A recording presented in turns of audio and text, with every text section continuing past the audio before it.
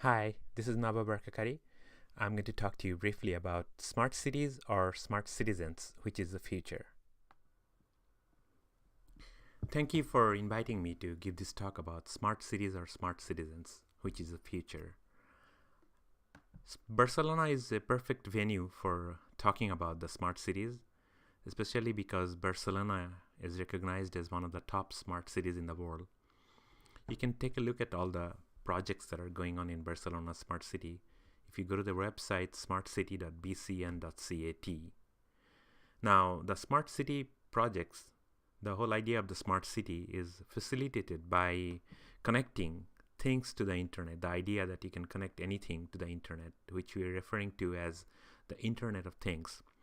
Simply the idea that things that can connect to the internet to communicate, send information, receive information, and optionally to act on commands or data or information coming from the internet. Now, it's probably clearer if you can think of an example. I illustrate in terms of an example. For example, the smart home is a concept that you hear about nowadays. It's the idea that in the home, you can have various systems of the home, like the home heating, cooling, thermostat, alarm system, cameras, or your electric meter. These can be connected to the internet via your home, for instance, Wi-Fi connection. And then these systems the data gathered from these systems can be processed to give you ideas of how to better use energy, or you can access some of these systems from your smartphone, for instance, smartphone apps to control your alarm system or camera and etc. Right now, these things are a little bit in their own islands, but the expectation is that someday all of these devices and systems in your home will be all working together to make your home smart, to make your experience better in the home. But it's not there yet, of course, so far.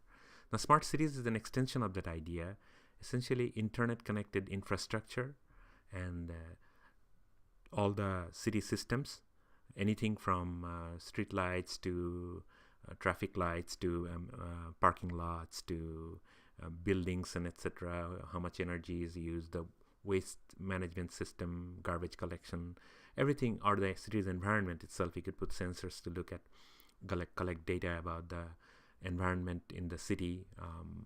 All of that can go into one location, and you're monitoring and managing the city based on the data gathered from these sensors.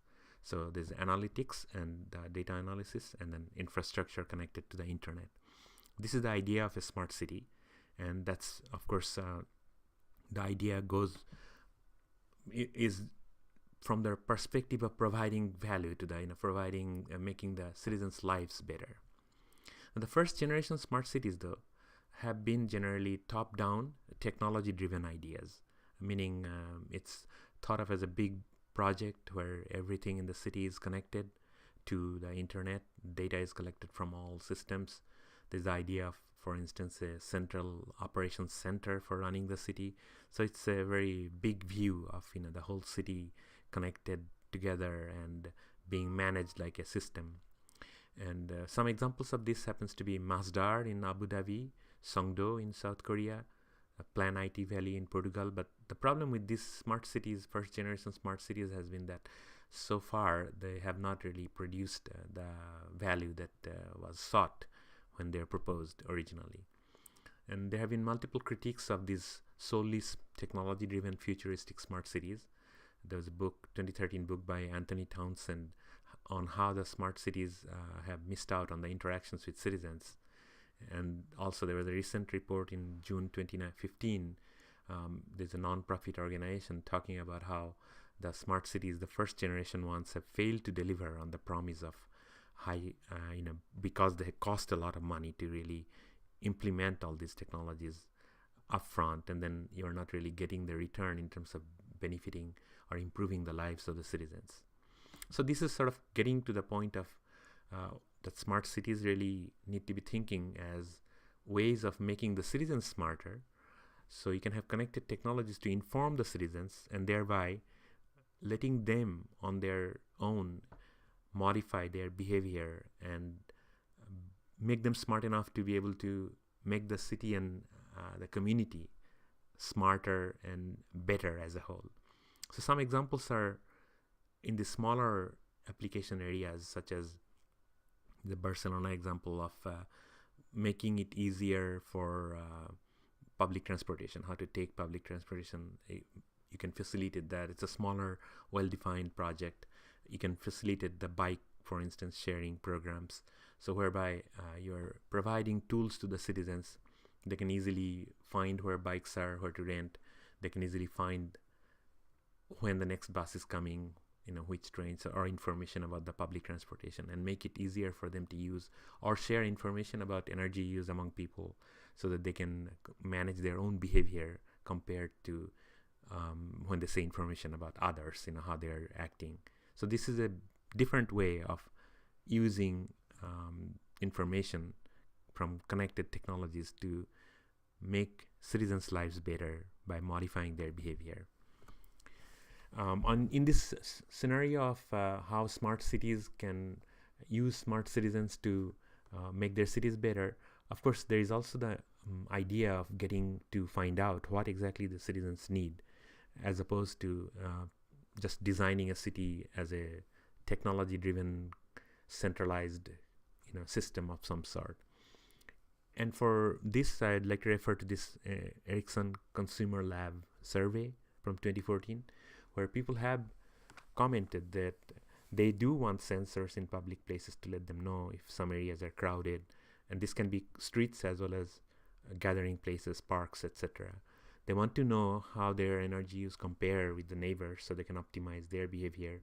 They want to have interactive street signs and bike and car sharing. So these are things that people do want, and these can be provided by focused smart city projects.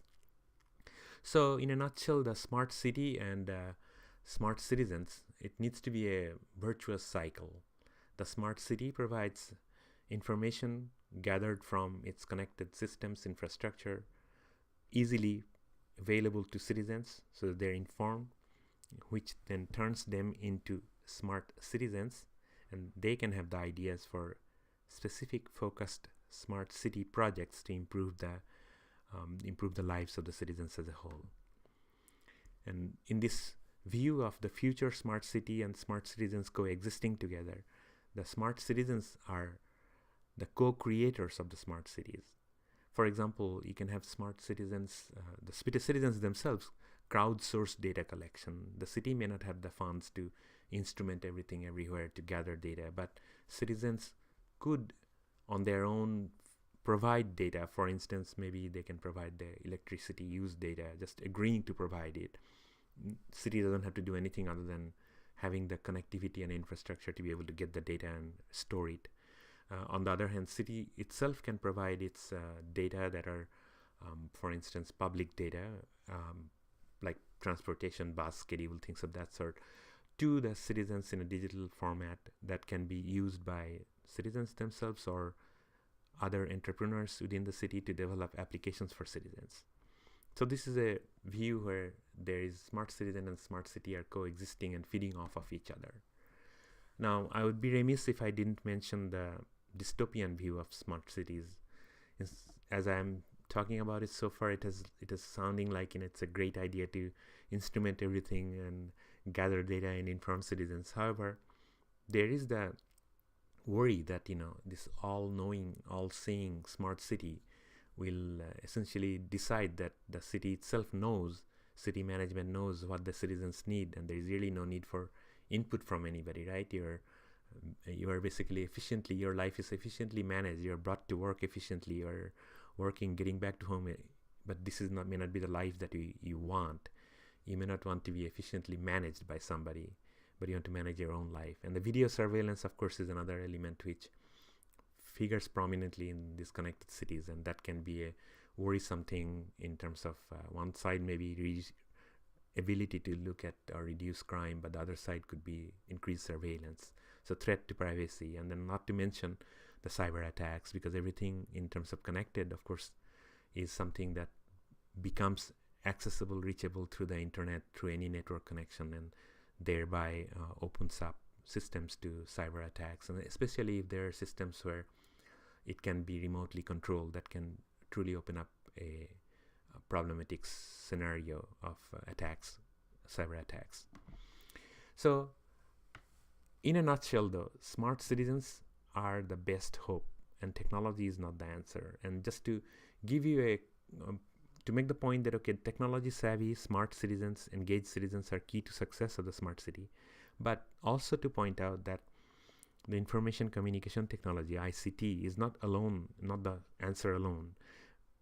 In reality, there have been cases, for instance, the Medellin, Colombia, Ciudad Inteligente, their smart city has focused on use of cable cars and public facilities to integrate the neighborhoods in the hills of Medellin, where it used to take a long time for maybe people living on the some of the suburbs to reach the downtown area. But with a cable car, their time of travel could have been reduced from tens of minutes, 40 minutes to couple of minutes, 7 minutes, 8 minutes. So that itself has brought the city together and improved it greatly. So in conclusion, it's not that you always have to go with instrument the city and use information and communication technologies. You have to look at the city to see what makes sense for the citizens, and you have to have the citizens involved. Bottom line is, in the future, obviously, we'll probably have more connectivity, more information communication technology, but we have to view this smart city and smart citizens as a system that feeds off of each other, as a collaborative partnership to improve the city and the citizens' life. And in this view, we also have to keep an eye on making sure that the benefits of smart cities, as you're promising them, do flow to everybody equitably, and it's not just in the hands of just a small number of people who are controlling it, or those who are technologically savvy and have the means to have the technological ability to use the facilities to get benefit from the smart city. Thank you very much.